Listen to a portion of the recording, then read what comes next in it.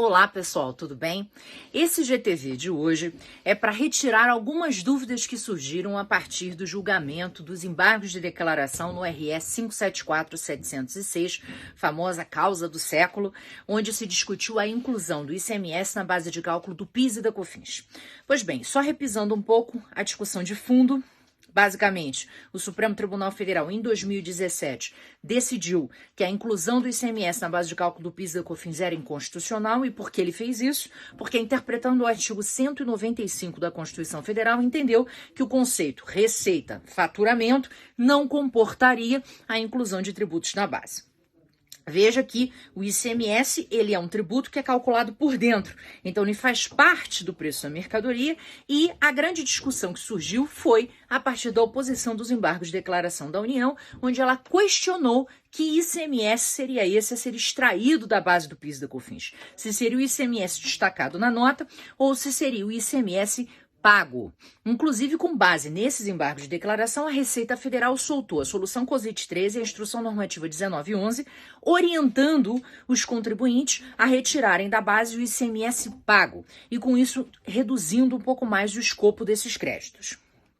Bom, não havia, como eu já havia gravado a vocês de um outro IGTV, nenhuma dúvida quanto a essa questão, porque a Carmen Lúcia foi muito clara em seu voto, no sentido de entender que o ICMS que deve ser retirado da base de cálculo do PIS e da COFINS é o ICMS destacado na nota fiscal. Galera, pelo amor de Deus, a discussão aqui não é ICMS, a discussão aqui é PIS e COFINS. Veja, a base de cálculo do PIS e da COFINS está aqui. Se eu incluir tributo, eu aumentei a base de cálculo do PIS e da COFINS. Então, o que aconteceu? Eu paguei mais PIS e COFINS. Se eu retiro o ICMS dessa base, significa que eu devo pagar menos do que eu paguei. Então, fica um indébito de PIS e COFINS. Tem muita gente achando que essa discussão envolve retorno de ICMS. Pelo amor de Deus, não é isso. Não caia nesse erro. A discussão é PIS e COFINS. Bom, voltando ao tema. Então, a Carmen Lúcia, ao julgar esses embargos de declaração, ela deixou muito claro que desde o voto original não havia nenhuma omissão a suprir, não havia nenhuma contradição a suprir, não havia nenhuma dúvida a esclarecer, porque ela, desde o primeiro momento, entendeu que o que não poderia integrar a base do PIS e da COFINS seria o ICMS, e aí, para isso, eu levaria em consideração aquilo que está destacado na nota fiscal, ok? Então, esse é o ponto, ICMS destacado e não ICMS pago. A segunda questão, que é a que causou um pouco mais de problemas no mundo jurídico, e é essa que trouxe algumas dúvidas, foi com relação à modulação dos efeitos. Veja, a modulação dos efeitos, dentro da teoria dos precedentes, ela é uma técnica que é utilizada geralmente quando nós temos uma alteração de entendimento. De fato, no Supremo Tribunal Federal, não houve essa alteração de entendimento. O que houve foi um entendimento inicial dado no RE 240.785, onde o Supremo foi favoravelmente a inconstitucionalidade da inclusão do ICMS na base de cálculo do PIS e da COFINS, mas ali ele decidiu não tornar aquele precedente vinculante, porque aquele julgamento ele foi finalizado quando a corte já tinha mudado muito a sua composição. Então, eles sinalizaram o entendimento de que aquilo ali era o correto, ou seja, a inclusão do ICMS era inconstitucional, mas eles não chegaram a vincular naquele julgamento.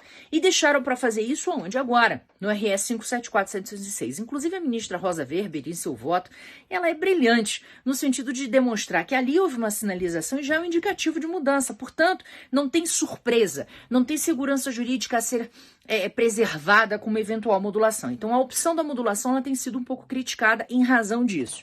Agora, justifica a ministra a modulação com base no fato de que o STJ é uma corte também que forma precedente e que julga matéria no âmbito infraconstitucional, e ela tinha um entendimento de que o ICMS poderia ser incluído na base de cálculo do PIS e da COFINS, ou seja, entre o STJ e o STF houve alteração de entendimento, o que alguns chamam de um overruling indireto, que não é muito técnico, tá? Então a modulação ela foi estabelecida da seguinte forma: o julgamento, ele surte efeitos, ou seja, o ICMS incluído na base de cálculo do PIS e da COFINS é inconstitucional a partir de 15 de março de 2017, que foi quando foi julgado o RE, tá? Então, a partir dali é inconstitucional. Todo recolhimento que tenha ICMS na base do PIS e COFINS deve ser devolvido.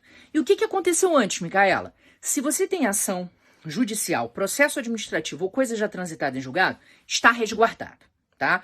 A modulação, ela claramente resguarda essa hipótese. A grande questão surge das pessoas que ajuizaram a ação depois de 15 de março de 2017 e já tiveram trânsito em julgado. Nesse caso, pessoal, eu entendo que a modulação ela não se aplicaria. Por quê? Já existe um entendimento do STF, que inclusive foi novamente reforçado esse ano no julgamento de uma rescisória de relatoria do ministro Edson Fachin, no sentido de que, quando a coisa julgada ela se forma em sintonia com a decisão do tribunal, não há cabimento de rescisória. Veja, a coisa julgada se formou em sintonia com o entendimento do tribunal e não havia modulação à época. Então, não seria o caso de aplicação de rescisória para essa hipótese, tá? Então, essas são as questões que eu queria trazer para vocês. Se você tiver mais alguma dúvida, não deixe de me mandar mensagem. Um beijo grande e até a próxima.